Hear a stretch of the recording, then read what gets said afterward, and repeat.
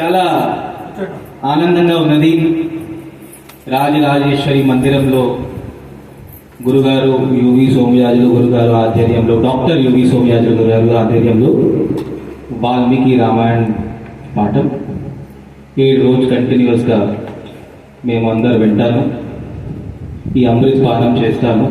ఈ అమృత్ పానం కోసం ఒప్పుకున్న గురుగారికి చాలా చాలా ధన్యవాదాలు. గురుగారు 2024-22 జనవరి రామ మందిరం నిర్మాణం జరిగింది. ఆ రామ మందిర నిర్మాణం తర్వాత రాజరాజేశ్వరి మందిరంలో ఈ వాల్మీకి రామాయణం పాఠం గురుగారు ఆధ్వర్యంలో మేము అందరూ వింటాము. చాలా చాలా సంతోషంగా ఉన్నది. ఎక్కువ టైం తీసుకోకుండా పాఠం స్టార్ట్ చేయమంటాను గురుగారు. శుక్లాంబరధరం విష్ణుం శశివర్ణం చతుర్భుజం ప్రసన్నవదనం ధ్యాయేత్ సర్వలోకశాంతయే. గురవే సర్వలోకానాం విషయే భవరోగిణాం హృదయే సర్వవిద్యానాం దక్షిణామూర్తయే నమః. సదాశివసమారంభాం వ్యాసశంకరమధ్యమాం అస్మదాచార్యపర్యంతాం వందే గురుపరంపరాం. విశ్వేశం మాధవం రుండిం దండపాణిం చ భైరవం వందే కాశీం గుహాం గంగాం భవానీం మణికర్ణికాం. ఇష్టతంత్రమహాకాయ కల్పాంతధానోపమ భైరవాయ నమస్తుభ్యం అనుజ్ఞానాత్మర్హసి. అన్నపూర్ణే సదాపూర్ణే శంకర ప్రాణవల్లభే జ్ఞానవైరాగ్య సిద్ధం దీక్షామి పార్వతీ. ఆపదాపహర్తారం దాతారం సర్వసంపదాం లోకాభిరామం శ్రీరామం భూలో భూలో నమామ్యహం. పూజంతం రామ రామేతి మధురం మధురాక్షరం ఆరుహ్య కవితా శాఖాం వందే వాల్మీకి కోకిలం. ముందుగా మనందరం కూడా ఆ రాముల వారికి, ఆ విశ్వనాథుడికి కృతజ్ఞతాపూర్వకంగా సాష్టాంగ నమస్కారాలు సమర్పించుకోవాలి. ఎందుకంటే రామాయణం గురించి, రాముల వారి గురించి 4 మాటలు మాట్లాడుకునేటువంటి అవకాశం మనకు ప్రాప్తించింది. కాబట్టి ఈ రోజు నుంచి నవరాత్రులు ప్రారంభమయ్యాయి. ఈరోజు ఉగాది, భోగినామ సంవత్సరం. పక్కనే ఉన్న ఆంధ్రాశ్రమంలో ఈ రోజు నుంచి 24 ఆవృత్తులు వాల్మీకి రామాయణం పారాయణ, శ్రీ వాల్మీకి రామాయణం హవనము ఇవన్నీ ప్రారంభమయ్యాయి. అక్కడ కొంచెం ఉండడం వల్ల ఇక్కడ రావడానికి కొంచెం ఆలస్యమైంది. ఇవాళ నుంచి అష్టమి వరకు రామాయణంలో మనం ఎంత మాట్లాడుకోగలిగితే అంత మాట్లాడుకుంటాం. ఎందుకంటే రామాయణ మహానది ఎక్కడి నుంచి పుట్టిందిగా? వాల్మీకి గిరి సంభూత. వాల్మీకి అనేటువంటి మన గంగా నది ఎక్కడి నుంచి వచ్చింది? హిమాలయ పర్వతాల నుంచి వచ్చింది, హిమజలుల నుంచి వచ్చింది. ఆ గంగా నది అందరినీ పావనం చేస్తుంది. ఆ గంగలో బ్రిజివాడు పావనం అవుతాడు. ఆ గంగా తీరంలో ఉంటే నిత్యము ఆ గంగా పావనం చేసేవాడు పావనం అవుతాడు. అదే రకంగా వాల్మీకి గిరి సంపూత రామసాగర గామిని రామాయణ మహానది అంటే వాల్మీకి అనేటువంటి పర్వతం నుంచి ఉద్భవించినటువంటి రామాయణము అనేటువంటి మహానది ఎక్కడికి వెళ్తుందిగా? రాముడు అనే సాగరానికి వెళ్తున్నారట, రామసాగరానికి వెళ్తున్నారట. ఈ ఎవరిని పునీతం చేస్తుందంటే ముల్లోకాన్ని పునీతం చేస్తోంది అని చెప్పారు. అంటే రామాయణం స్మరించడం వల్ల, రామాయణం పఠనం చేయడం వల్ల, రామాయణం శ్రవణం చేయడం వల్ల పునీతులు అవుతున్నారు అని చెప్పారు. అటువంటి రామాయణం మనం చెప్పుకోవడానికి ప్రయత్నం చేస్తున్నాం. వేదవేద్యే పరే పుంసి జాతే దశరథాత్మజే వేద ప్రాచేతసాత్ సాక్షాత్ రామాయణాత్మన అన్నారు. అంటే భగవంతుడు వేదం వల్ల మాత్రమే తెలుసుకోవడానికి అవకాశం ఉన్నవాడు. వేదమే చెప్తుంది సహస్రశీర్ష పురుష సహస్రాక్ష సహస్రపాత్ అని భగవంతుడు చెప్తున్నాడు. పురుషోక్తం. హిరణ్యవర్ణామణి సువర్ణ రజతస్రజా పద్మాసనే పద్మస్థిత అని అమ్మవారి గురించి చెప్తాం. శ్రీ సూక్తం అంటే వేదమే చెప్తుంది భగవంతుడి గురించి. మరి భగవంతుడే రాముడిగా వచ్చాడు.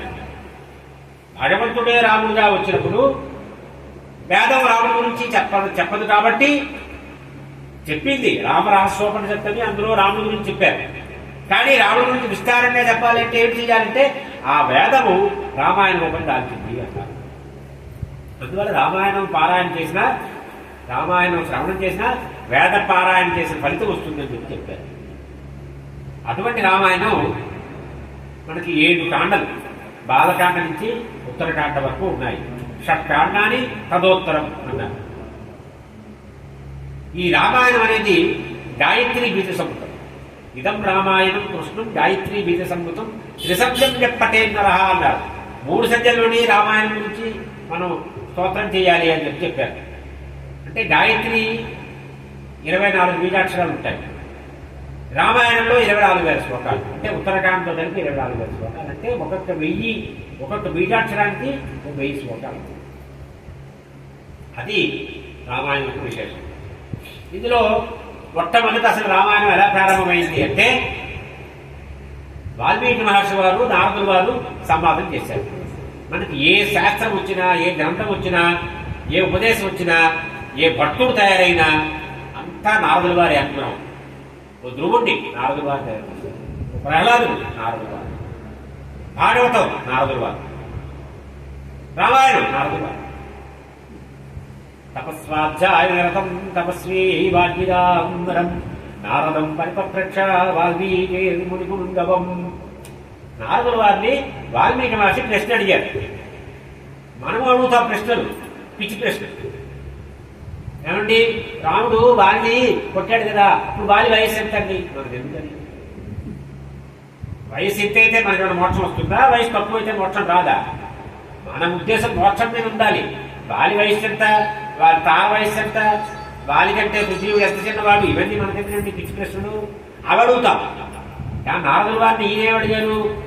కోన్వస్మిన్ సాంప్రతం లోకే గుణవాన్ కచ్చరీయవాన్ ధర్మజ్ఞస్తృతజ్ఞ సత్యవాక్యో దురవ్రతః చారిత్రేణ తుకోయుక్తః సర్వభూతేషు కోహితః విద్వాంకః కశ్చనప్తిష్ట కశ్చైన నిదర్శనః ఆత్మవాన్ కుతో అని ఈ ప్రశ్నలు అడిగారు ఆయన.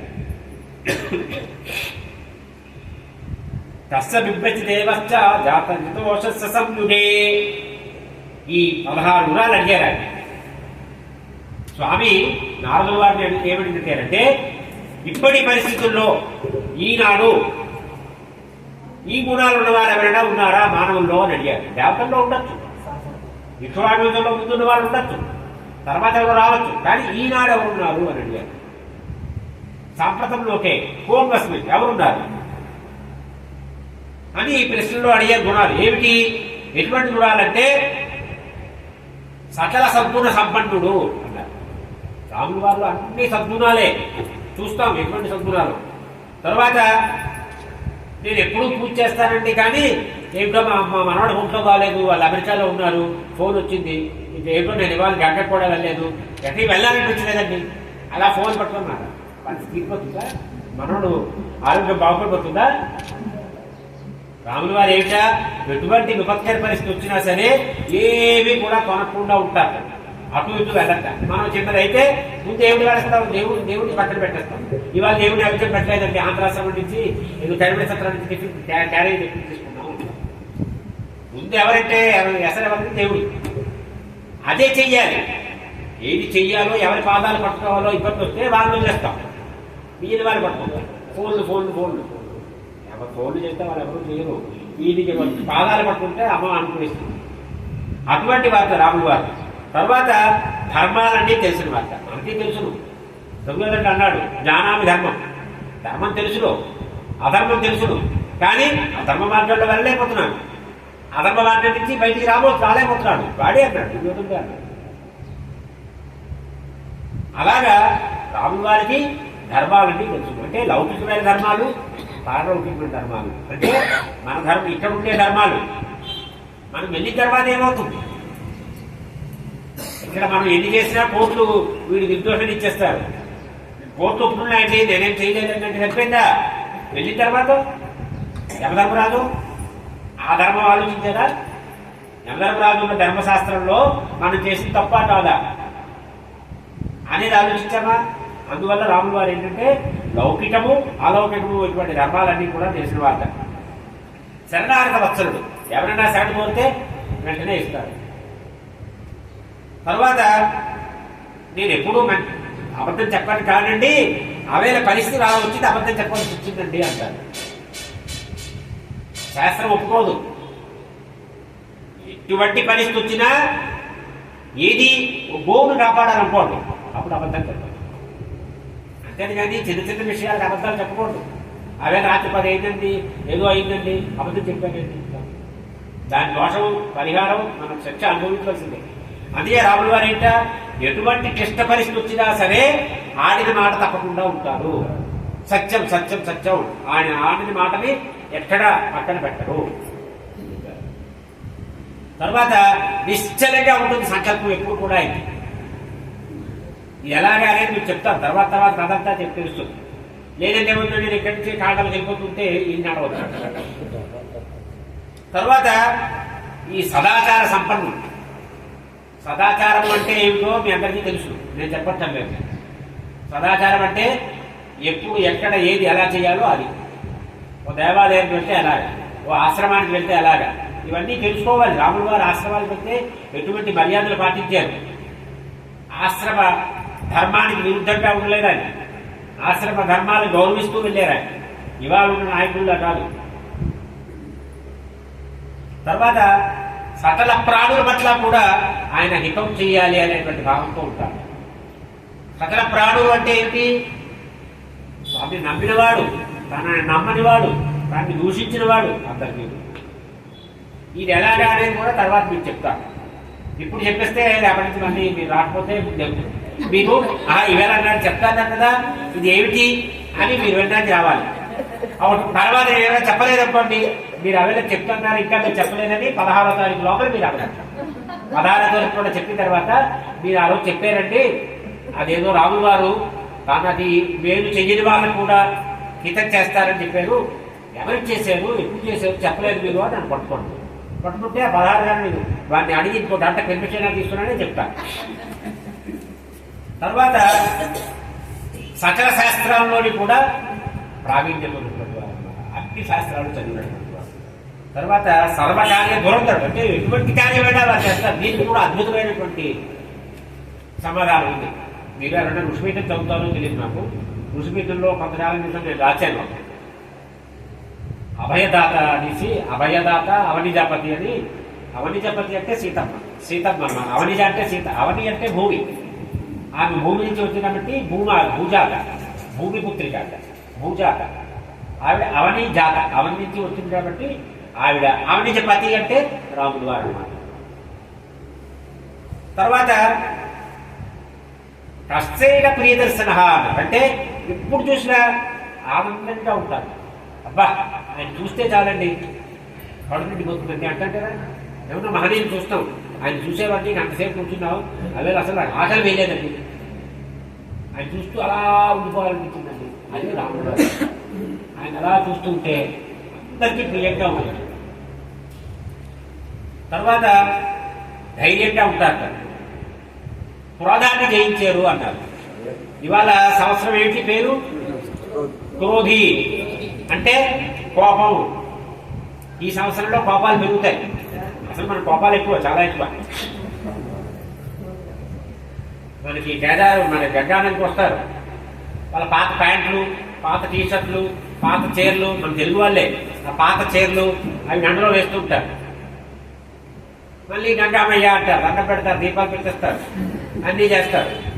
మేము వెళ్ళాము కాశీ, మేము గంటలో మునిగామంటారు. పాత ప్యాంట్లు వేస్తారా గంగమ్మకి, పాత చీరలు వేస్తారా, పాత పరికిణీలు వేస్తారా? నేను చెప్తాను, అమ్మ వేయకూడదంటే కోపం, అది కోపం. ఆ కోపం ఇంకా పెరుగుతుంది క్రోధనామ సంవత్సరంలో. అంటే ఆ క్రోధాన్ని మనం జయించాలి.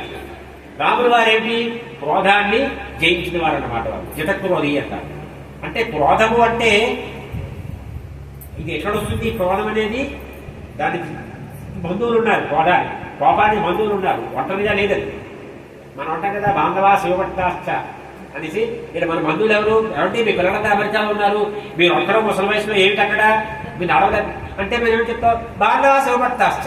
అక్కడ బంధువులందరూ శివభక్తులందరూ మా బంధువులేనండి అని చెప్తాం. అలాగే ఈ క్రోధానికి కూడా బంధువులు. ఎవరు? మొట్టమొదటి కామం, కోరిక. కామం ఓ బంధువు, క్రోధం ఉంది. తర్వాత మోహం, లోభం, మదం, మాత్సర్యం 6 ఉన్నారు వారు, తక్కువ కాదు. ఈ టోటలు ఈ 4 మధ్యలో అది మొత్తం 6 మంది ఉన్నారు. అంటే క్రోధాన్ని జయించారు రాములు వారు అంటే అరిషత్ వర్గాన్ని జయించారు అనేసి. అంటే కామం ఉంటేనే క్రోధం వస్తుంది. మీకు ఏదో కావాలనుకుంటారు, మీరు అది రాదు, కాబట్టి కోపం వస్తుంది. ఎవరిని అడుగుతారు, ఎవరిని నాకు మూడు ఇవ్వండి అంటారు, ఇప్పుడు అవదండి ఇప్పుడు అవదు అంటారు, వెంటనే కోపం వస్తుంది. వీటి వల్ల అయితే 5 మంటే మానేస్తారు. కనిపించిన బాధ ఏంటంటే అవే రూమ్ కావాలని వెళ్ళాను, నేను రూమ్ ఇవ్వలేదు, దానికి నాకు రూపాయి మహాదేవ రూపాయి అంటే కావాలి నుంచి క్రోధం వస్తుంది. ఇది అక్కడి నుంచి లోభం వస్తుంది, మోహం వస్తుంది, మదం వస్తుంది, మాత్సర్యం వస్తుంది. అన్నీ నాకే కావాలి. రావణాసుడు ఏంటి, అన్నీ నాకే కావాలి, అందరూ నా దగ్గరే ఉండాలి. ఈ సృష్టిలో ఏదైనా మంచి వస్తువు ఉంటే నాకే కావాలి. కుబేరుడి దగ్గర ఉంది పుష్పకుమారం, కుబేరుడి దగ్గర ఉన్నప్పుడు నాకు రావాలి. అందరికంటే ఎవరైనా ఉంది, యక్షులు, కిన్నరులు, గంధర్వులు, అందరూ ఎవరైనా ఎక్కడైనా అంతరంగా అమ్మాయి ఉంటే నాతో వచ్చాయి. సీతమ్మని కూడా అది చేశాడు. అందరిలాగే అనుకున్నాడు సీతమ్మ కూడా. అది రావణాసుడు తత్వం. తరువాత ఎవరిపైనా కూడా అసూయ లేనటువంటి వారు రాముడు గారు. ఆయన కనుక రణరంగంలో కోపం వస్తే దేవతలు కూడా నిలబడలేరు, దేవతలు కూడా గడగడలాడిపోతారు. అటువంటి మహాపురుషుడు ఎవరు అని చెప్పాడు, అడిగాడు నారదులు వారిని. అడిగితే మీరు సర్వజ్ఞులు కదా, మీరు చెప్పండి అని చెప్పారు. చూసారా, ఒక శ్లోకంలో వెళ్తేనే ప్రయత్నిస్తుంది. అప్పుడు నారదులు వారు ఏమన్నారంటే, భావో దుర్లభాశ్చైవ ఏత్వయా కీర్తితా గుణాః అన్నారు. ఆయన చాలా దుర్లభమయ్యా, చాలా కష్టం, ఇన్ని గుణాలు ఒకళ్ళు ఉండడం అనేది కష్టమయ్యా అని ఒకసారి ఆలోచించి చెప్తానులే అన్నారు. పెద్దలు అలా చెప్పాలి. ఎవరైనా అడిగారనుకోండి, ఒకసారి ఆలోచించి చెప్తానండి అనాలి అని వెంటనే నోటి నుంచి చెప్పకూడదు. ఆలోచించారు. ఆలోచించి అంటే ఒక వారి నోటికి వస్తే అది సత్యం అవ్వాలి. ఏదో చెప్పేసి ఆయన కాదు, ఆయన కంటే మంచివాడు ఇంకోటి ఉన్నాడు, వీడు కాదు ఇంకో అలా చెప్పకూడదు. అప్పుడు ఆలోచించారు. ఆలోచించి అప్పుడు చెప్పారు, ఇక్ష్వాకు వంశ ప్రభవో రామో నామజనే సుత నియతాత్మ మహావీర్యో యుతిమాన్ వసి అని ఎన్నో శ్లోకాలు చెప్పారు. ఆయన ఈయన 16 గుణాలు అడిగితే ఎన్ని గుణాలు చెప్పారో నారదు గారు. భావో దుర్లభాశ్చైవ ఏత్వయా కీర్తితా గుణాః అని చెప్పి ఇక్ష్వాకు వంశ ప్రభవో రామో నామజనే సుత, ఇక్ష్వాకు వంశం అని గొప్ప వంశం ఉందయ్యా, ఆ వంశంలో రాముడు అనేటువంటి మహానుభావుడు, ఆయనలో ఈ గుణాలన్నీ ఉన్నాయా అని చెప్పారు. అందులో రాములు వారు ఆ ఇక్ష్వాకు వంశంలో అవతరించారు. గొప్ప పరాక్రమం ఉన్నటువంటి వారు, జితేంద్రియుడు, నీతి శాస్త్రం బాగా తెలిసినటువంటి వారు, ఎప్పుడూ చిరునవ్వుతో ఉండేటువంటి వారు, శత్రువులని సంహరించేటువంటి వారు అని ఎత్తైన భుజాలు ఉన్నటువంటి వారు, విశాలమైనటువంటి వక్షస్థలం ఉన్నటువంటి వారు, తర్వాత అంతగా పొడవు కాదు, అంతగా పొట్టి కాదు, అటువంటి దేహం ఉన్నటువంటి వారు, అవి అవయవ సౌష్ఠవం ఉన్నటువంటి వారు, ఎన్నో శుభలక్షణాలు ఉన్నాయి ఆయనలోని. ఆడిన మాట తప్పనటువంటి వారు, ప్రజలకు ఎప్పుడూ హితమే చేస్తారు. అంటే ఈ లక్షణాలన్నీ చెప్పారు కదా, ఈ లక్షణాలన్నిటికీ మనకు ఉదాహరణ కనిపిస్తాయి రామాయణంలో. ప్రజలకు హితం చేస్తారు, తర్వాత సకల శాస్త్రాలు చదువుకుంటారు, వారు స్వయంగా పవిత్రంగా ఉంటారు అని చెప్పారు. తర్వాత ప్రాణికోటి ఎవరైతే ఉన్నారో వాళ్ళని కూడా పవిత్రం చేస్తారు ఆయన అని చెప్పారు. మనం రోజు తెల్లవారి గంటకు వెళ్ళి అలవాటు లేదనుకోండి, మన పక్కింటి ఆయన ఏమిటి నేను రోజు తెల్లారి గంటకు వెళ్తాను, మీరు గంటకు నాతో పాటు గంటకు రండి అని చెప్పారనుకోండి, అప్పుడు మీరు బాధపడతారు. అందులో ఏం చెప్పారంటే శాస్త్రంలో సహవాసంలో పుణ్యగుణాలు భవంతి, సహవాసంలో దోషగుణాలు భవంతి అన్నారు. మీరు సినిమాకి వెళ్ళేవాడు సజెస్ట్ చేసామనుకోండి, ఉదయం 7 లేచినా పర్లేదు, ఉదయాన్నే సాయంత్రం కూడా కేదార్మూర్తి ఉదయం వెళ్ళకండి, గంటా స్నానం సాయంత్రం కూడా చేయొచ్చు, కొంత ఎండ కింద ఇంకా బాగుంటాయి, నీళ్ళు వేడుకుంటాయి, బాగుంటుంది, ఉదయం వెళ్ళక్కర్లేదు, సినిమాకి రానుకోండి. వాటితో సినిమాకి వెళ్తే అయిపోయింది, గంటా స్నానం పోయింది, ఉదయాన్నే కేదార్ దర్శనం పోయింది, అన్ని. ఈ రకంగా రాములు వారు ఉన్నారయ్యా, ఆయన త్రిమూర్తి స్వరూపుడయ్యా అని చెప్పారు. చెప్పి ఏకాగ్ర చిత్తంతో ఉంటారు. తర్వాత ఆయన ఏంటంటే, అంటే త్రిమూర్తి స్వరూపం అంటే ఏంటి, బ్రహ్మగారు సృష్టి చేస్తారు, విష్ణువు స్థితికారుడు వాళ్ళ సంరక్షణ చేస్తారు, రుద్రుడు లయం చేస్తారు, ఈ 3 పనులు చేస్తారు రాములు వారని చెప్పారు. చేస్తారా అని మనం చూడాలి. తర్వాత వారు అఖండమైనటువంటి ఐశ్వర్యాన్ని ఇస్తారు అని చెప్పారు. ఆయనలో స్వపర భేదాలు లేవని చెప్పారు. అంటే వీడు నావాడు వాడు పైవాడు అనే భేదం ఉండదు అని చెప్పారు. అసలు అది చెప్తుంటే ఆ ఉదాహరణ చెప్పియాలనిపిస్తూ ఉంటుంది. మనసు అట్లా ఆగేస్తున్నారు. ఆ ఉదాహరణ చెప్పియాలి, రాములు గారి గురించి చెప్పాలని. కానీ సమయం ఉంది కాబట్టి నన్ను అలా పక్కన పెడుతున్నారు.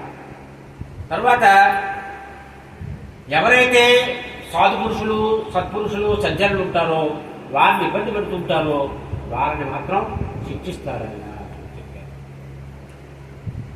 సకల శాస్త్రాన్ని కూడా తెలిసినటువంటి వారు సౌమ్యంగా ఉంటారు, ఉదారంగా ఉంటారు. నదులన్నీ కూడా సముద్రంలోకి వెళ్తారు కదా, అలాగా సత్పురుషులందరూ కూడా ఎక్కడికి వెళ్తారని అంటే రాములు వారిలో కలుస్తారు అని చెప్తున్నారు.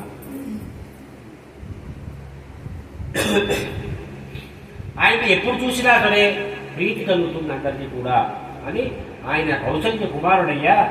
సచలమైనటువంటి సద్గుణాలు ఉన్నాయి ఆయనలోని. ఆయన ఎలా ఉంటారట, గంభీరంలో సముద్రుడు ఎంత గంభీరంగా ఉంటాడో అంత గంభీరం. సముద్రుడిని ఎవరైనా చేయగలరా? ఎవరైనా చేయగలరు. అంత గంభీరంగా ఉంటాడట రాములు వారు. తర్వాత చంద్రుడు చల్లగా ఉంటాడు. కొండనాడు వెళ్ళి హాయిగా గంగొండి కూర్చుంటే ఎంత హాలాగా ఎంత హాయిగా ఉంటుంది, చల్లగా ఉంటుంది. అలాగే రాములు వారు సోమవారం ప్రియదర్శన, చంద్రుల్లో చల్లగా ఉంటారు.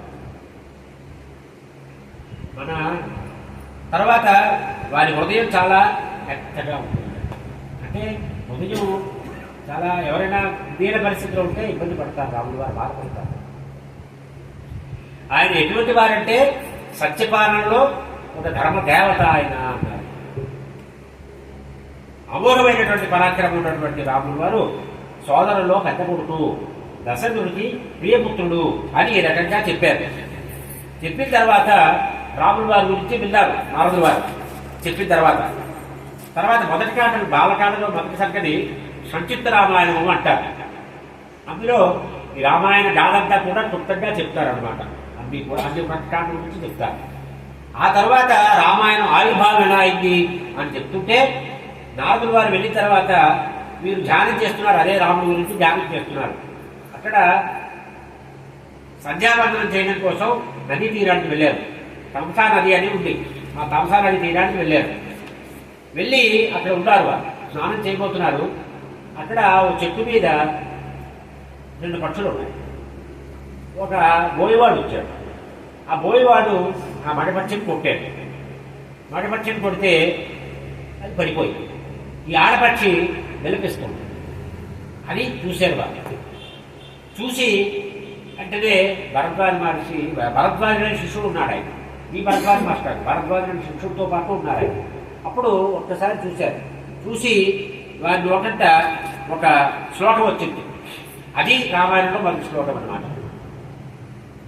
మానిషాద ప్రతిష్టాంతమగమశాశ్వతీ సమాహ యత్వంచ విదునాదేకం అవధి కామమోహితం చెప్పారు. ఏమిరా ఇలాంటి పని చేసేవు?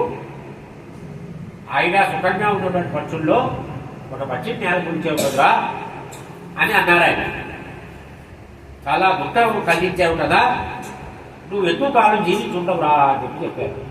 అంటే ఒక శాపంగా వచ్చింది ఆయన నోటంట. ఆయన నోటంట వచ్చేసింది. తరువాత అనుకున్నారు, అయ్యో నేను ఋషుడు కదా, నేను ఇలా అనుకోవడం కదా, ఎందుకు ఇలా అన్నాను అని. అంటే మనం కూడా మా గురువు గారు నాకు ఉపదేశం ఇస్తూ మంత్రోపదేశం చెప్పారు. ఆయన ఎక్కడా పరుషంగా మాట్లాడకూడదు సుమా అని చెప్పారు. ఆయన ఒకటి నష్టం కలగాలని భావించకూడదు సుమా అని చెప్పారు. అంటే అయిపోతాయి అవి. అది మంత్ర ప్రభావం, మన ప్రభావం కాదు. ఇక అక్కడి నుంచి మీరేంటంటే ఆయన అంటారు, ఆయన అమలు అవుతుందండి. అప్పుడు మన మంత్రాన్ని మర్చిపోతాడు, దేవుడిని మర్చిపోతారు. వీడి పాదపూజలు, వీడి సత్కారాలు, కంకణాలు, గండపండేరాలు, ఇక ఆయన చూకట్టిరాలు, ఆయన ఏం వెళ్ళామంటే అన్నీ అయిపోతాయి. వీడి వల్ల అవుతాయా? అమ్మవారి వల్ల అవుతాయి, రాముల వారి వల్ల అవుతాయి. అది మర్చిపోతాం, మనం మర్చిపోతాం, వాళ్ళు మర్చిపోతాం, ఈ వాయిలో పడిపోతాయి. అందువల్ల ఆయన అనేవారు, మంత్రోపదేశం చేసుకుని మంత్రోజపం చేసేవాళ్ళు పరుషులుగా మాట్లాడకూడదు. ఒక కష్టం కలగాలని మనం అసలు భావించకూడదు. భావిస్తే అయిపోతాయి. అది మన గొప్పదాని మంత్రం యొక్క ప్రభావం. అందువల్ల చాలా అది ఇక్కడ మీరు బాధపడ్డారు, ఎందుకు ఇలా అయింది అని ఆలోచిస్తున్నారు. అప్పుడు బ్రహ్మగారు వచ్చారు. బ్రహ్మగారు వచ్చి, నాయన నీ నోటంట వచ్చింది అది శ్లోకం కాదయ్యా, శ్లోకమయ్యా. ఇదే రామాయణ గాథకి ఆధారమయ్యా అని చెప్పారు. చెప్పి నువ్వు రామాయణ కథని రచించవయ్యా అని చెప్పారు. నారదుల వారిని క్లుప్తంగా చెప్పారు, ఉపదేశం చేశారు. ఇప్పుడు రామాయణాన్ని నువ్వు రచించేయవలసింది, నువ్వు రామకథ అని చెప్పి బ్రహ్మగారు ఆదేశం చేశారు. చేసి రామస్య చరితం సర్వం క్లూప్తం ఋషిసప్తమా, మొత్తం రామచరితమంతా కూడా నువ్వు అందించవలసింది అని చెప్పి రహస్యంచ ప్రకాశంచ ఇందుక్తం తస్యధీమత, అంటే రహస్యంగా ఉన్నవి బయట అందరూ తెలిసింది అన్ని నీకు తెలుస్తాయి, ఆచరణ చేసుకుంటుంటే చాలు అని చెప్పారు. పదుపడత సమాస సంధియోగం సమమనోదర పాపమద్వర్థం రఘువర చరితం ముని ప్రణీకం దశరథం దిశామయర్థం అని చెప్పారు. కృష్ణం రామాయణం కావ్యం విదుషే కరవాణ్యం అని చెప్పారు. చెప్పి నువ్వు రామ కథని చేయవలసింది, రచన చేయవలసింది అని చెప్పారు. అంటే వాళ్ళు నవ్వుకున్నవి, వాళ్ళు మాట్లాడినవి అన్నీ నీకు తెలుస్తాయి అని చెప్పారు. చెప్పిన తర్వాత వీరు బ్రహ్మగారి ఆదేశం మేరకు నారదుల వారి ఉపదేశం ఆ మేరకు వారు రామకథని రచన ప్రారంభించారు వాల్మీకి మహర్షి వారు. ఈ మాదిషాద అనే శ్లోకానికే ఒక అర్థం ఏమిటి చెప్తారు అంటే, ఇందులో రామాయణ కాండలు ఏవైతే ఉన్నాయో అవన్నీ సూచించారు అని చెప్పి ఒక అర్థం పండితులు చెప్పారు. తరువాత మానిషాద అంటే లక్ష్మీదేవి రాముల వారి సీతమ్మతో వివాహం అవుతుంది అంటే అది ఎక్కడైంది, బాలకాండలో అయింది అని చెప్పారు. తరువాత ప్రతిష్టాం తం ఆగమః అన్నారు. కాబట్టి ఇక్కడ పితృవాక్య పరిపాలన చేస్తూ నువ్వు జగత్తుకి బాగా ఖ్యాతి పొందుతావు జగత్తులో అని చెప్పారు. అంటే ఇక్కడ అయోధ్యకాండ కథ చెప్పారు అన్నారు. శాశ్వతీ సమాహ అంటే ఆడిన వాడు తప్పకుండా ఉంటావు కాబట్టి నువ్వు 14 సంవత్సరాలు వనవాసం చేస్తావు అని అరణ్యకాండ చెప్పారు అన్నారు. క్రౌంచం విధురాత్తు అంటే కుటిలమైనటువంటి ప్రవర్తన ఉన్నటువంటి ఈ తారావాలి దంపతులు ఉన్నారు కదా, వాళ్ళలో వారిని నువ్వు సంహరిస్తావు అని చెప్పారు. అంటే నిశ్చితకాండ చెప్పారు అని చెప్పారు. ఏకం అంటే అసహాయమైనటువంటి సూర్యుడు నువ్వు, సూర్యుడు అయినటువంటి ఏకైనటువంటి వీరుడు ఎవరు అంటే హనుమంతుడు అని చెప్పారు. సుందరకాండ చెప్పారు అన్నారు. అవధి అంటే లోకకంఠుడైనటువంటి రావణుడిని సంహరిస్తావు అంటే రావణ వధ జరుగుతుంది యుద్ధకాండ చెప్పారు. తర్వాత కామమోహితం అంటే పట్టాభిషేకం అయిన తర్వాత సీతాదేవికి మళ్ళీ కోరిక కలిగింది, మళ్ళీ వనాలకు వెళ్ళాలి, ఋషి ఆశ్రమాల్లో ఉండాలి అని. ఆ రకంగా ఆవిడ పరీక్షాకమైంది కాబట్టి ఉత్తరకాండ కథ ఇక్కడ సూచించారు అని చెప్పారు అని పెద్దలు పండితులు వ్యాఖ్యానం చేశారు. ఆ తర్వాత మీరు అనుకున్నారు, ఈ రామకథను ఎవరు గానం చేయాలి, దీన్ని ఎవరు చరణంలోకి గానం చేయాలి. తంత్రీలయ సమర్పితం, వేరు మీద బాధిస్తూ ఉంటే ఆ లయబద్ధంగా పాడాలి, ఏదో శ్లోకం చదివినట్టు చదవడం కాదు, అది లయబద్ధంగా సంగీతాన్ని అనుసరించి పాడాలన్నమాట, గానం చేయాలి. ఇది ఎవరు చేస్తారు అని అనుకున్నారు. కుశుడు రవుడు అక్కడే ఉన్నారు, సీతమ్మ వారు వాల్మీకి ఆశ్రమంలో ఉన్నారు, రాములు వారు పరిపాలన చేస్తున్నారు. అంటే రామాయణ గాథ రచన రాములు వారు ఉన్నప్పుడే జరిగింది. అప్పుడు వారు అనుకున్నారు, ఈ కుశలముడికి వీరికి ఈ రామాయణం నేర్పాలి అని వారికి నేర్పారు. ఆ కుశలములు ఆశ్రమంలో గానం చేశారు. అందరూ బాగుందన్నారు. ఇంకా పక్కన ఆశ్రమాల్లో గానం చేశారు, వారు కూడా బాగుందన్నారు. ఆ తర్వాత అయోధ్య నగరానికి వారు వెళ్ళారు. ఇక్కడ ఈ అయోధ్య నగర వర్ణన కూడా చాలా విస్తారంగా చేశారు. మీరు ఇప్పుడు అయోధ్య వెళ్తే రామమందిర నిర్మాణం జరిగిన తర్వాత ఆ అయోధ్య నగరం ఇలాగే ఉందేవో అనిపించేలా ఉన్నారు. అంతా విశాలమైనటువంటి రహదారులు వేశారు. అన్ని ఎక్కడ చూసినా రామ్ రామ్ శ్రీరామ్ శ్రీరామ్ శ్రీరామ్ అన్నారు. అన్ని జెండాలు చాలా దివ్యంగా భవ్యంగా ఉంది అయోధ్య నగరం. ఆనాడు రాముల గారి పరిపాలన ఎలా ఉందో ఇవాళ అక్కడే అయోధ్య అలాగే ఉంది మనకి. అటువంటి ఈ దశరథుల వారి యొక్క పాలనలో అయోధ్య నగరం ఎలా ఉంది, ఆ అయోధ్యలో ఉన్నటువంటి వాళ్ళు ఎలా ఉన్నారట, అందరూ కూడా ఎవరికి కూడా లోభం లేదుట.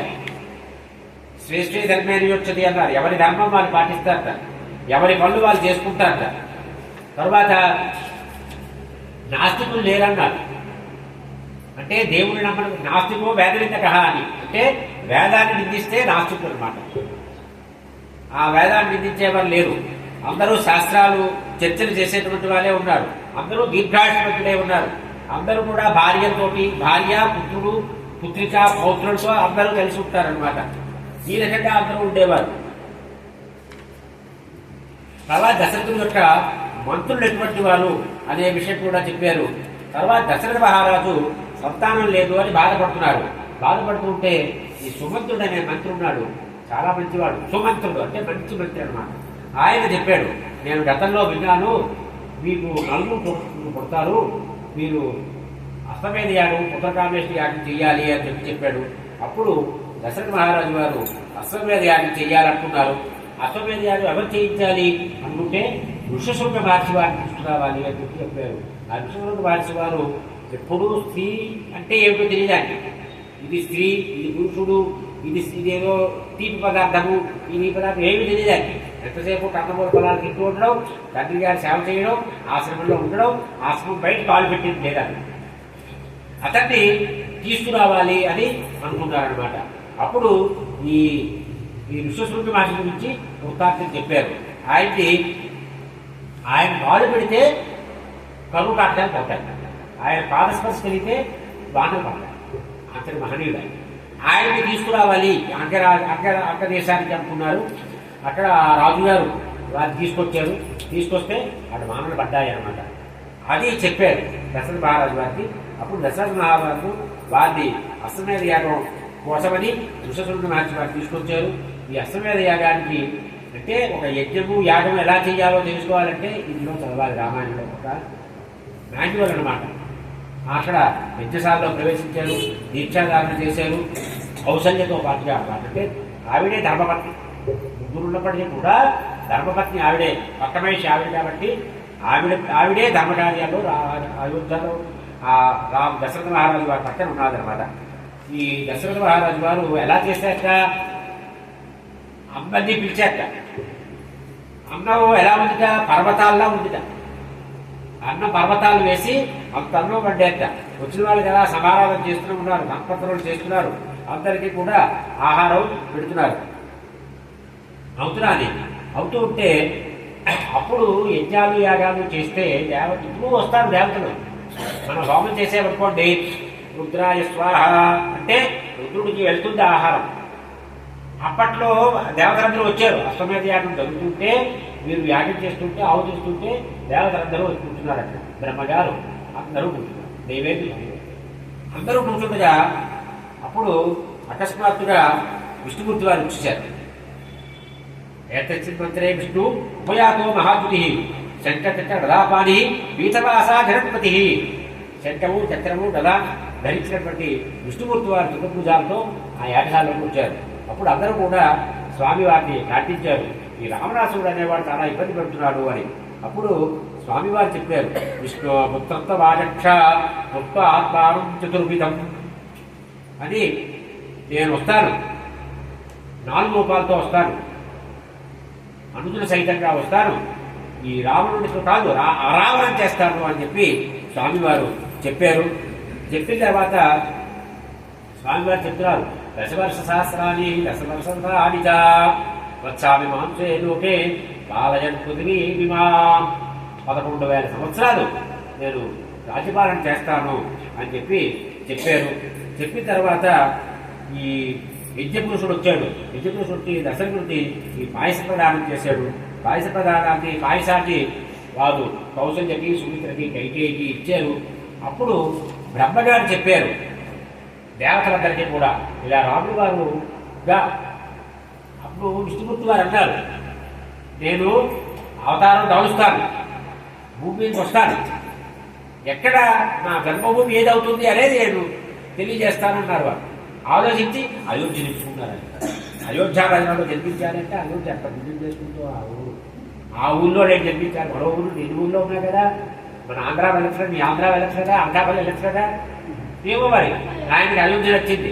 ఆ సరయూ తీరంలో అయోధ్యలో నేను జన్మిస్తాను అని చెప్పి వారు వచ్చి దశరథుడి కుమారుడిగా జన్మించారు. ఆయన ఈ భరతుడు వారికి నామకరణం చేశారు. వశిష్ఠుడు వారు రాముడు అని పేరు పెట్టారు. అంటే రమింపజేసేటువంటి వాడు రాముడు.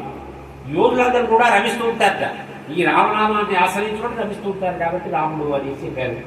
భరతుడిని చెప్పారు, లక్ష్మణుడిని చెప్పారు, శత్రుఘ్నుడిని అని చెప్పారు. ఈ పేర్లు వ్యాఖ్యానం చేస్తే అదే ఎక్కువ విస్తారంగా ఉంటుంది. అయిన తర్వాత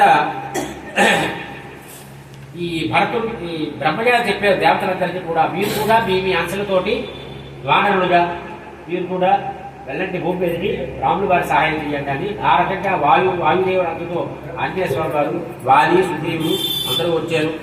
అప్పుడు శ్రీరామనవమి నాడు రాములు వారు, మనకు వస్తుంది శ్రీరామనవమి, ఆ శ్రీరామనవమి నాడు పునర్వసు నక్షత్రంలో రాములు వారు అవతారం దాల్చారు.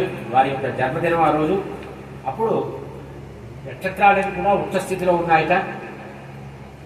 వారు అవతారం దాల్చిన తర్వాత ఉత్సవం చేసుకున్నారు అయోధ్య నగరంలో. అందరూ పాటలు పాడారు, దుందుగులు మోగించారు, దేవతలు కూడా పుష్పవృష్టి కురిపించారట. అయింది. వీరు విద్యాభ్యాసం చేశారు. విద్యాభ్యాసం చేసిన తర్వాత దశరథ మహారాజు వశిష్ఠుల గారి దగ్గర పంపించారు నలుగురిని. వీరు నలుగురు కూడా శస్త్రాస్త్ర విద్యలు, వేదాలు, వేదాంగాలు అన్నీ నేర్చుకుంటారు. సకల శాస్త్రాలు నేర్చుకుంటారు. సర్వే వేద విదాహ శూరాహ సర్వే జ్ఞానోపసంపన్నాహ సర్వే లోకైతే రతాహ. ఇది నేర్చుకుని ఏంటంటే లోకానికి మంచి చేయాలి అనేటువంటి ఉద్దేశం వారికి ఎక్కువగా ఉండేది అని చెప్పారు. అప్పుడు దశరథ మహారాజు గారు అనుకుంటున్నాక వీళ్ళకి పెళ్లి చేస్తే బాగుంటుంది అనుకుంటున్నారు. తత్రాదక్ష విశ్వామిత్రో మహాముని అన్నారు. ఇలా అనుకుంటున్నారు. విశ్వామిత్ర మహర్షి వారు వచ్చారు. విశ్వామిత్ర మహర్షి వారు వచ్చి దశరథుడిని కలిశారు. స్వామి ఏమిటి అంటే అన్నారు. అంటే రాముడిగా చిన్నవాడు స్వామి, వాడు యుద్ధం ఏం చేస్తాడు రాక్షసులతో, నేను వస్తాను, శత్రువుల బలాలతో వస్తానంటే నువ్వు వద్దయ్యా, రాముడు పంపించినట్టాడు ఆయన, రాముడిని పంపించినట్టాడు ఈయన. అప్పుడు విశ్వామిత్రుడు అంటాడు, అహం వేతి మహాత్మానం రామం సత్యపరాక్రమం. రాముడు యొక్క పరాక్రమం ఏంటో నాకు తెలుసునంటే రాముడు అవతారము. నువ్వేదో నీ కొడుకు అనుకుంటున్నావు కానీ నాకు తెలుసు ఆయన ఎవరో. ఆయన సాక్షాత్ విష్ణుమూర్తి అనే విషయం నాకు తెలుసును, వశిష్ఠుల వారికి తెలుసును, ఇంకా తపస్సభ్యులు ఉన్నారే వాళ్ళందరికీ తెలుసునయ్యా అని చెప్పాడు. ఇప్పుడు వశిష్ఠులు వారు నచ్చ చెప్పాడు, నాయన పంపించవయ్యా, ఆయనతో పంపిస్తే నీ కొడుకు మంచి జరుగుతుంది అని చెప్పారు. చెప్తే అప్పుడు వెడలేను కోదండపాణి అని అంటారు కదా, కోదండపాణి రాముల వారితో వెంటనే లక్ష్మణ స్వామి కూడా బయలుదేరారు. విశ్వామిత్రుడు అంటారు వెళ్తున్నారు. విశ్వామిత్రుడు చూసేట తపమేమి చేశానో కౌశికుడు అంటారు త్యాగరాజ స్వామి వారు. ఎంత తపస్సు చేశాడో. ముందు విశ్వామిత్రుడు అంటే వెనకాల రామలక్ష్మణుడు వింటున్నాడు, వెనకాల చూస్తున్నాడు. వంశా మోహన రూపాయ అంటే మగవాళ్ళకు కూడా అంత మోహం కలిగేది రాముల వారిని చూసి అలా కళ్ళు చేరదుట విశ్వామిత్రుడిని. ఎంతసేపు వెనకాల తిరిగి చూస్తుంటాడు, అలా చూస్తుంది బట్ట వెళ్తున్నారు.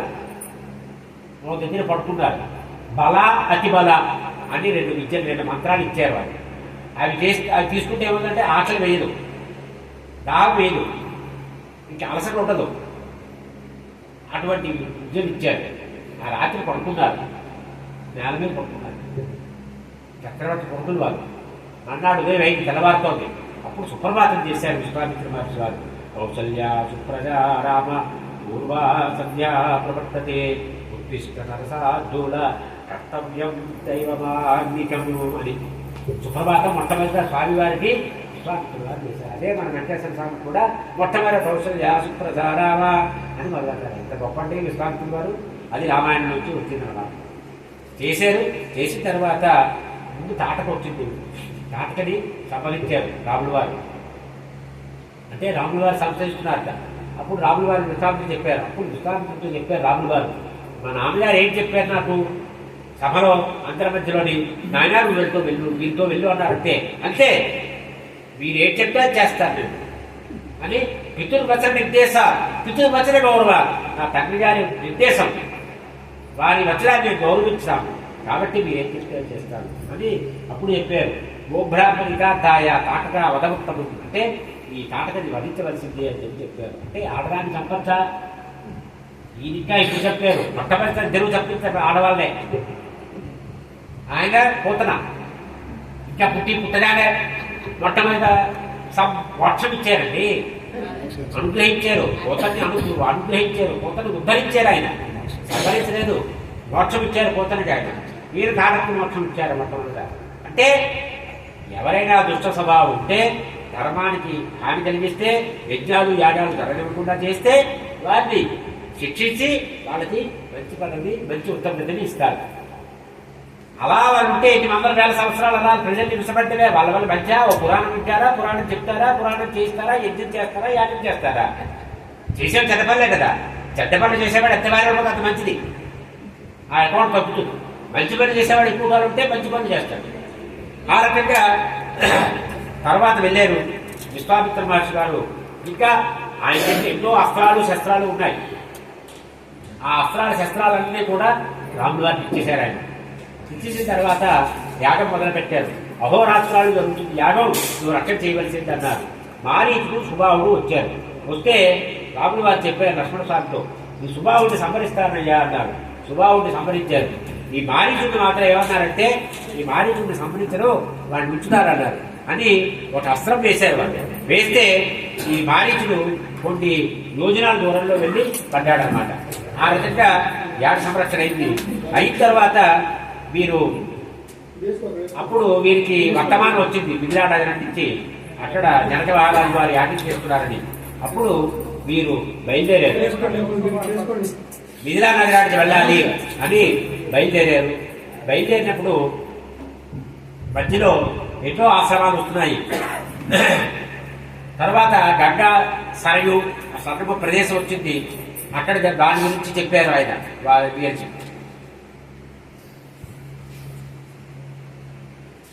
అక్కడ సిద్ధాశ్రమం అన్నమాట, మీరు యజ్ఞదీక్ష చేసినటువంటిది.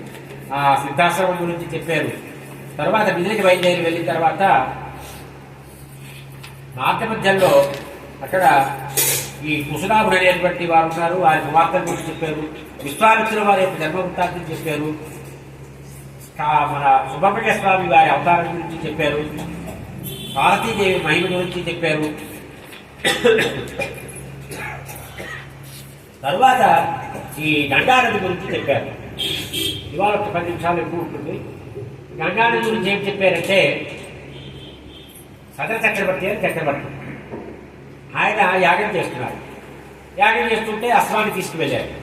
ఆ అశ్వాన్ని దేవేంద్రుడు తీసుకువెళ్ళి కపిల మహర్షి అని ఉంటే ఆ కపిల మహర్షి వారి ఆశ్రమంలో పెట్టేశారు.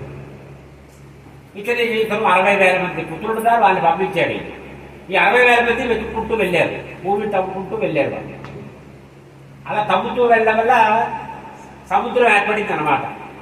అదే సాగరం. అంటే సగర చక్రవర్తి కొడుకులు చేశారు కాబట్టి అది సాగరం అయింది సముద్రం. వీళ్ళు వెళ్ళారు. వెళ్తే ఆ కపిల మహర్షి ఆశ్రమంలో చూశారు అశ్వాన్ని. వెంటనే వాళ్ళు ఈ కపిల మహర్షి ఈ అశ్వాన్ని అపహరించాడు అని అన్నారు. ఆయన ధ్యానంలో ఉన్నారు. ఆయన ఒక్కసారి కళ్ళు తెచ్చారు. ఆయన అందరూ భస్మం అయిపోయారు. 60,000 మంది భస్మం అయిపోయారు. వెళ్లివా రాలేదు. అప్పుడు ఈ చక్రవర్తి అనుకున్నాడు ఏంటైందా. అప్పుడు అంశుమంతుడు ఉన్నాడు, అతన్ని పంపించాడు. నాయనా నువ్వు వెళ్ళవయ్యా అన్నాడు. అంటే అప్పుడు అతను వెళ్ళాడు. వెళ్ళి వెతికితే ఈ అంశమంతుడు చూశాడు యజ్ఞాశ్వాన్ని. వీళ్ళందరూ పడి ఉన్నారు, భస్మం అయిపోయి ఉన్నారు అక్కడ. అతను ఏమనుకున్నాడు, వాళ్ళు తప్పడం చేస్తారు కదా, చిన్నాను అనుకుంటాడు.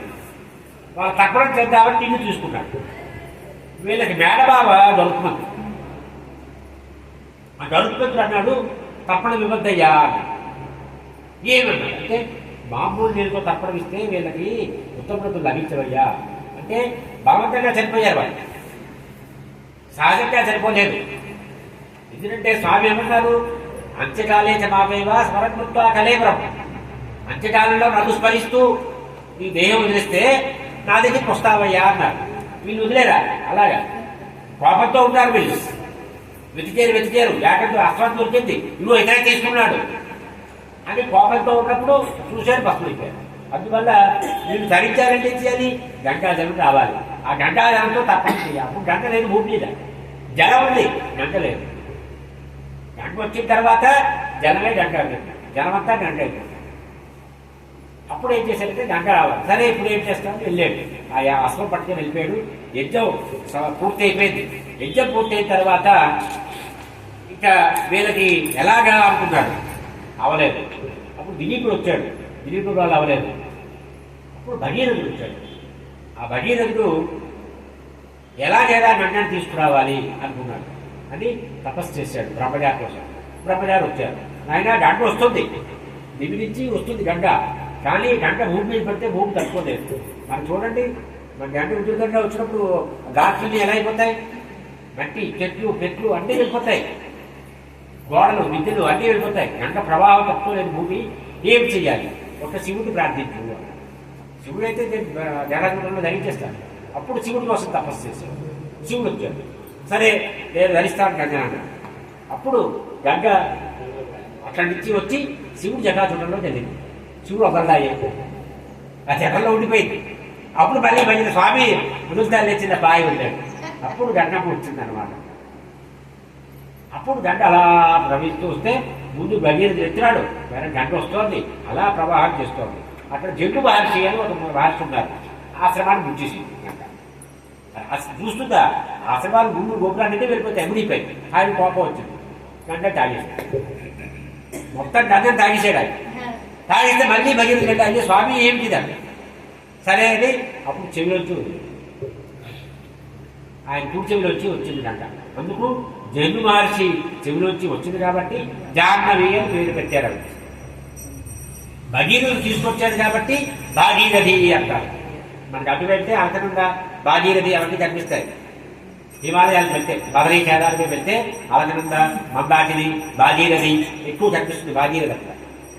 అందువల్ల భాగీరథుడు చేశాడు. భాగీరథి జగ్గు మహర్షి వదిలేడు కాబట్టి జాహ్నవి. అందుకే మనం సంధ్యావందనం చెయ్యాలి. ఇప్పుడు సంధ్యావందనం చెయ్యాలనుకోండి, నీళ్ళు లేదనుకోండి, సంధ్యావందనం మానేస్తారు. మా అన్నానికి వీలు లేదు, ఆచరణ ఎలా చేస్తారు?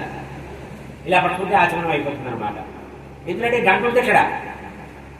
జగ్గు మహర్షి అక్కడ గంటని పెట్టుకున్నాడు, అక్కడి నుంచి వదిలేడు కాబట్టి మనకు కూడా గంట ఉంది ఇక్కడ. అందువల్ల ఇది పట్టుకుంటే ఆచరణ చేసినట్టే లెక్క. అంటే రోజు ఇలా చేస్తానంటే అంటే లాభం లేదు. ఇప్పుడు అవని పరిస్థితిలో అంటే మన మహర్షులు, మన ఋషులు మన కోసమని వీళ్ళేదో ఇది ఇబ్బందులు పడతారని మన ఇబ్బందులకి అన్నిటికీ సమాధానాలు చెప్పారు వాళ్ళు. మనకు తెలిసిన పాటించారు. అది ఆ రకంగా భగీరథుడు ప్రయత్నం చేస్తే గంగం వచ్చింది. ఆవిడ మూడు లోకాలు అనమాట. అంటే ఉర్ధ్వలోకం, మధ్యలోకం, పాతాళలోకం. అది పాతాళంలో ఉంది కపిల మహర్షి శాస్త్రము. ఆ పాతాళాన్ని చూడాలంటే మూడు లోకాల్ని పునీతం చేసింది. త్రిపథగామిని అంటారు. అందుకే మూడు లోకాల్ని ఉద్ధరించింది గంగ. సర్వపాప ప్రణాశిని గంగ. గంగా గంగా గంగా అనుకుంటే చాలు. ఈ గంగావతరణ మహత్వం ఏదైతే ఉందో ఇది విన్న వాళ్ళందరికీ కూడా గంగమ్మ అనుగ్రహం కలుగుతుంది అని చెప్పారు. ఈ రకంగా గంగావతరణ జరిగింది. వీళ్ళందరికీ కూడా పుణ్యలోకాలు ఇచ్చేసాయి. అంటే మన గంగా తీరంలో ఉన్నాం కాబట్టి ఆ గంగమ్మ గురించి చెప్పుకోవాలి మనం. ఆ తర్వాత క్షీరసాగర మదనం గురించి చెప్పారు. అందులో ఆలాహారం వచ్చింది. మొట్టమొదటి ఆలాహారం వచ్చింది. వస్తే ఏం చేశాక దేవదేవ శివుడి దగ్గరికి వెళ్ళిపోయారు. పిలిచారు, స్వామి ఏమిటి ఆలాహారం? సరే నేను ఉంటాను. శివుడు పిలిచేశారు. తర్వాత అందులోంచి లక్ష్మీదేవి వచ్చింది, విష్ణుమూర్తి వెళ్ళింది. ఇలాగ అన్నీ వచ్చాయి. ఐరావతం వచ్చింది, ఇంద్రుడి దగ్గరికి వెళ్ళింది. ఈ రకంగా ధన్వంతరి వచ్చాడు అందులోంచి. ఆ ధన్వంతరే మనకి ఆయుర్వేదాన్ని అందించినటువంటి మహనీయుడు అన్నమాట. ఆ తర్వాత మనకి ఈ విశ్వామిత్రుడి యొక్క అహల్య, ఇప్పుడు ఇలా వెళ్తున్నారు వీళ్ళు, అహల్య వచ్చిందన్న. అహల్య కనిపిస్తే అహల్య ఆశ్రమం అన్నమాట, గౌతముడి ఆశ్రమం. ఎవరు లేరన్న. రాములు గారు అడిగారు, ఏమి స్వామి ఇలా ఉంది ఏమిటి అని అడిగి. రాములు వారిలో అందుందన్నమాట గురువు గారు శుశ్రూష చేయడం, గురువు గారిని అన్ని అడగడం. అడిగితే అప్పుడు ఆయన చెప్పారు, ఈ అహల్య గురించి చెప్పారు. అహల్య శాపం అంటే అహల్యని రాయి చేయలేదు. రాయినైనా కాకపోతుంది రామపాదం చూడగా. ఆయన ఏంటంటే భస్మల్లా కడుగులు భస్మం అయిపోయింది ఆవిడ. అంటే ఆవిడ చిన్న పొరపాటు చేసింది. దాని ప్రాయశ్చిత్తం ఏంటంటే తపస్సు చేశారు. తపస్సు చేసేటప్పుడు మానవుడిగా తపస్సు చేస్తే ఏమంటే అందరూ వస్తుంటారు, వచ్చేవాళ్ళు వెళ్ళేవాళ్ళు, అతిథులు వాళ్ళ చేయడం సేవలు చేయడం వాటిలో అయిపోతుంది కాబట్టి ఎక్కడా రూపం లేకుండా అలా పడుతుంది అనమాట. భస్మంగా పడుతుంది. అంటే రాయి ఎట్లది అంటే రాయి కదలదు కాబట్టి ఇప్పుడు కూడా కదలకుండా అలా పడింది కాబట్టి రాయి అని ఎవరో పోల్చుంటారు కవులు, అది వచ్చేసింది. కానీ అలాగే ఆవిడ భస్మంగా పడుతుంది. అది తపస్సు చేస్తుంది ఆవిడ. ఉంటే అప్పుడు రాముల వారు వచ్చారు. రాముల వారి యొక్క స్పర్శ కలగడం వల్ల ఆవిడకి తన పూర్వ స్వరూపం ఏదైతే ఉందో ఆ స్వరూపం వచ్చింది. వచ్చిన తర్వాత ఇంతట్లో వారు ఎందుకంటే రాముల వారు అందరినీ పునీతం చేసేటువంటి మహనీయులు వారు. అప్పుడు గౌతమ మహర్షి కూడా వచ్చారు. ఈ వృత్తాంతం కూడా జరిగింది. అది అయిన తర్వాత ఈ విశ్వామిత్ర మహర్షి వారు రామలక్ష్మణులతో కలిసి మిథిలా నగరంలో ప్రవేశించారు. ప్రవేశించిన తర్వాత అప్పుడు శతానందుల వారు ఈ విశ్వామిత్రుడికి కథంతా చెప్పారు. విశ్వామిత్రుడికి, వశిష్ఠుడికి ఘర్షణ రావడం ఇతను వెళ్ళారు. సేనతో వెళ్ళాడు మహారాజు విశ్వామిత్రుడు. వెళ్ళి అంటే వశిష్ఠుడు అన్నారు, నా ఆతిథ్యం స్వీకరించండి అన్నారు. నేను ఒక్కడిని రాలేదు, సేన అంతా ఉంది, అయినా పర్వాలేదు, నాకు సేవలు ఉంది, నాకు ఏం కావాలన్నా ఇస్తుంది అన్నారు. అప్పుడు శరణ్ అడిగారు. అడిగితే పంచపక్ష పరమన్నాలన్నీ వచ్చేసాయి.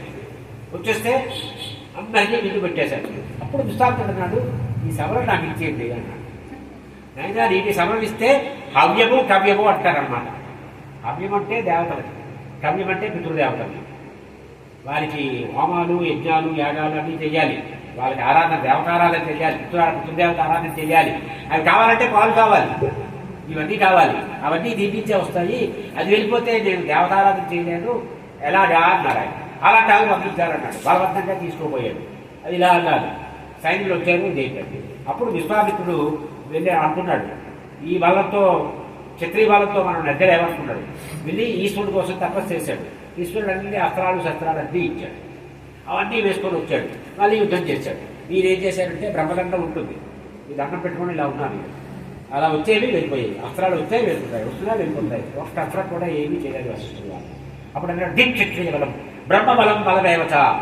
ఈ క్షత్రియ బలం బలం కాదు, బ్రాహ్మణుల్లో ఏ బలం ఉందో అదే బలం అంటే అనుకున్నాడు. ఈ క్షత్రియ బలం ఉంటారని లేదండి. అప్పుడు వెళ్ళాడు, మళ్ళీ తపస్సు చేశాడు. మేనకు వచ్చి అప్పుడు మేనకాద ఆశ్రమంలో ఉంటాను. అంటే మొట్టమొదటి కామానికి వశం అయిపోయాడు. ఆవిడతో కలిసి ఉన్నాడు. అప్పుడు అయ్యయ్యో ఎంత తప్పు చేశాను అని మళ్ళీ తపస్సు చేశాడు. తర్వాత ఏమిటి కామం తర్వాత? క్రోధం. అప్పుడు క్రోధము. అప్పుడు కామాన్ని జయించాడు. రంభ వచ్చింది. రంభని కోపం వచ్చింది.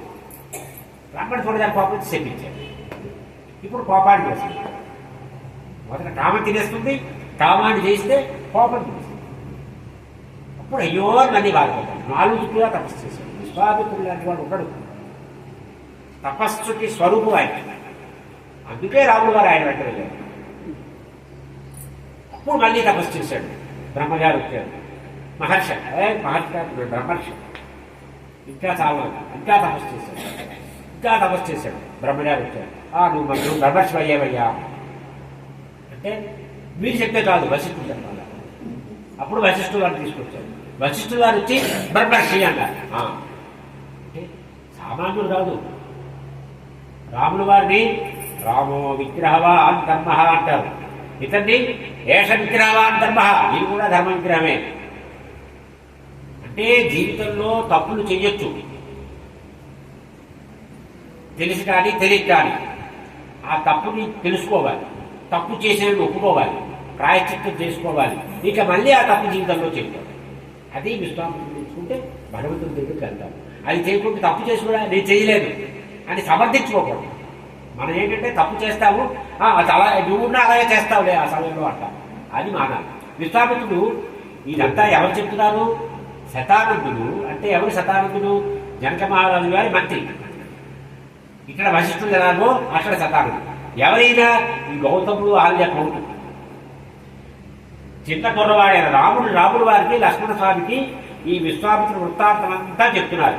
నాలాంటి వాడే ఇవన్నీ ఎందుకంటే ఇప్పుడు చెప్పడం అంటాడా? తాను ఎదురుగా చిన్నపిల్లలకి తన గురించి చెడ్డ విషయాలన్నీ చెప్పాడు. అలా అంటే ఆ స్థితికి వెళ్ళాలి. ఇప్పుడు నా గురించి 4 విషయాలు చెప్తే బాగుందండి అంటాం. ఈ ప్రవచనం చెప్పారు కానీ ఏమిటో అంత బాగోలేదన్నారనుకోండి, ఇప్పుడు అవన్నీ ఎందుకండి అయిపోయింది కదా రేపు చెప్తాం అనేస్తాను. అది మన స్వభావం. విశ్వామిత్రుడు అది దాటి వెళ్ళిపోయాడు. అందుకే బ్రహ్మర్షి.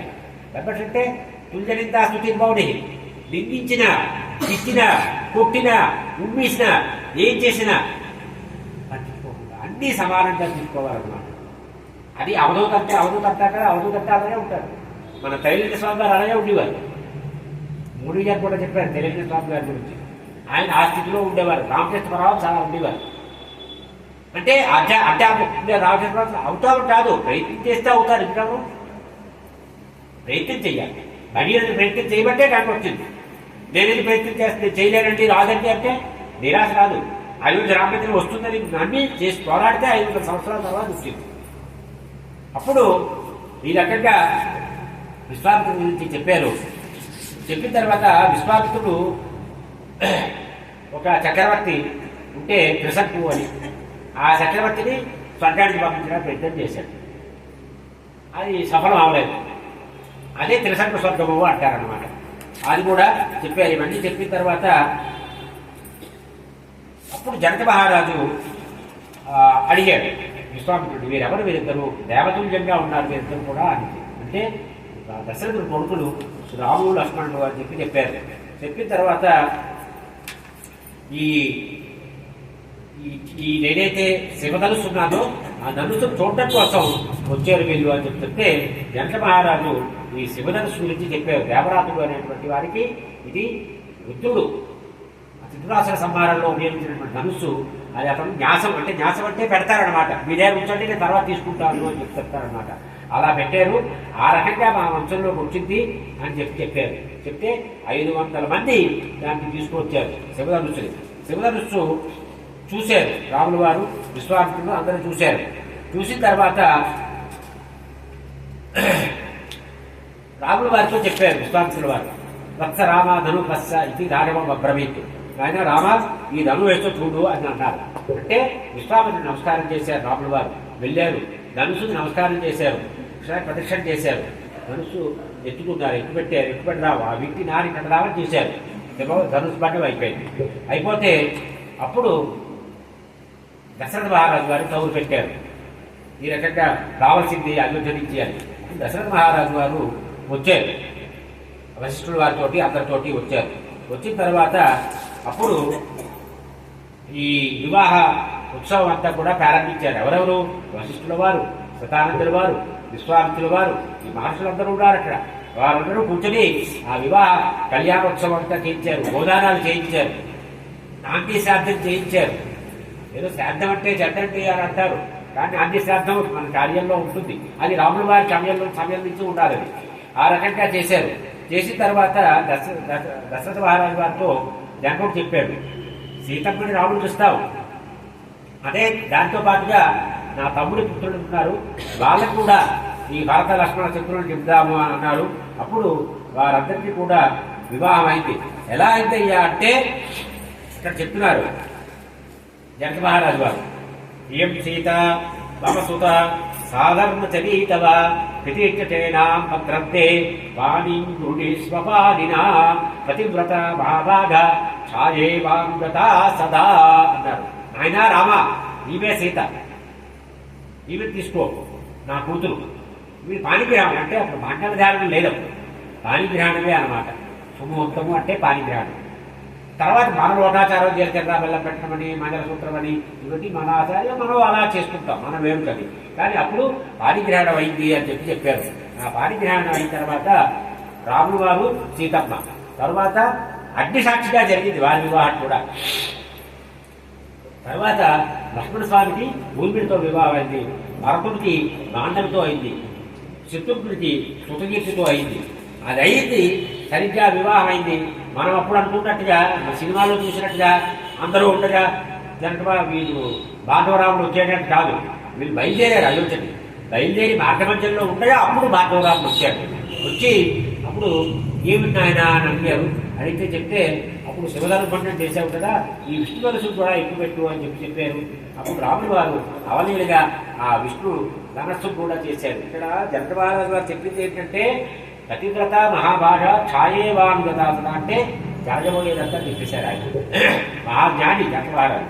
ఆయన ఏం చెప్పారంటే, ఇప్పుడు చాలా పతివ్రత అయ్యా అని చెప్పారు. ఆవిడ మీ వెనకాల నీడలా అనుసరిస్తూ ఉంటుందయ్యా అని చెప్పారు.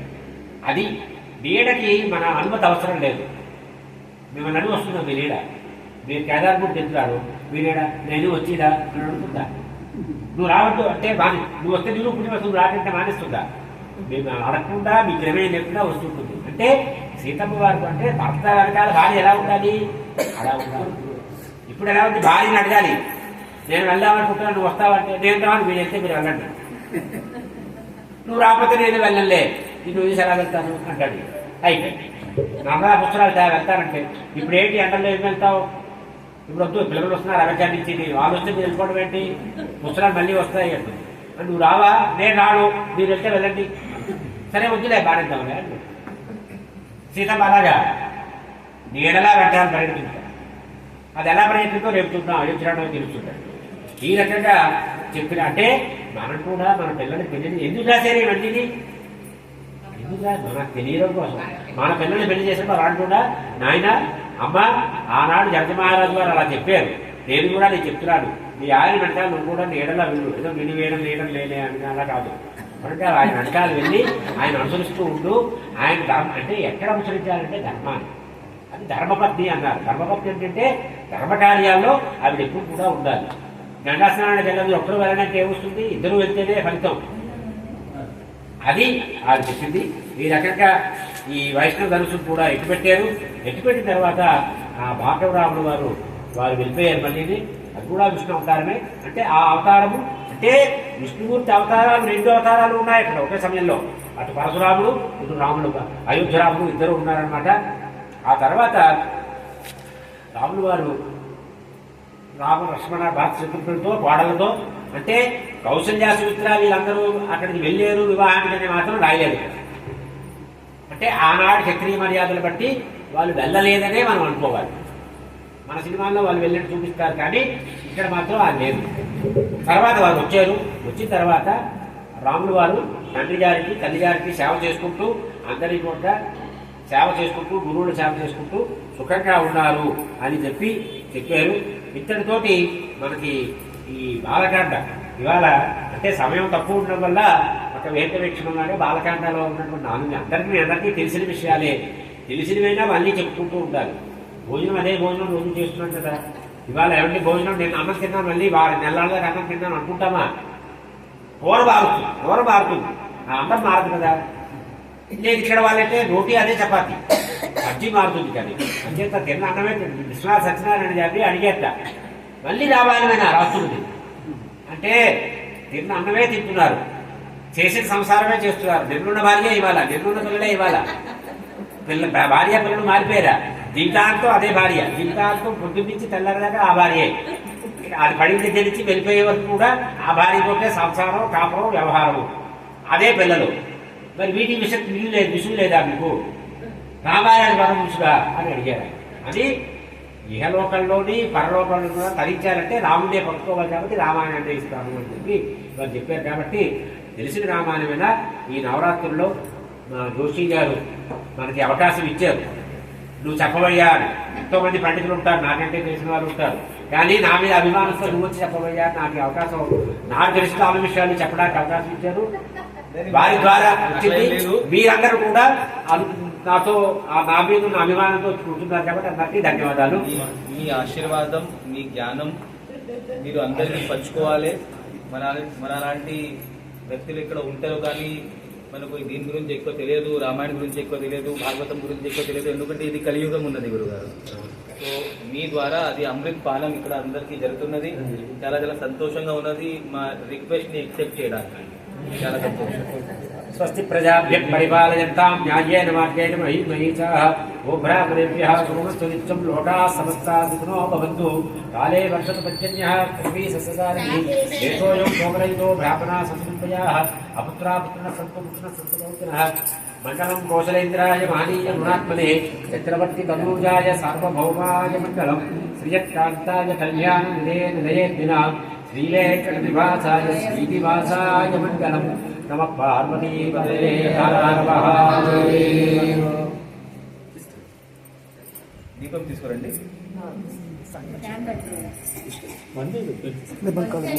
గౌరం కరుణావతారం సంసారం గజేంద్రహారం సదా వసంతం హృదయాయ విందే భవం భవానీ సహితం నమామి. భవం భవానీ సహితం నమామి.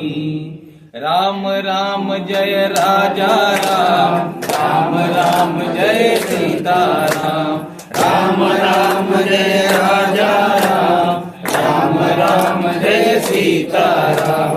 సీతారాम సీతారాम సీతారాम సీతారాम సీతారాम జయ రాజా రామ. రామ రామ జయ రాజా రామ, రామ రామ జయ సీతారాम.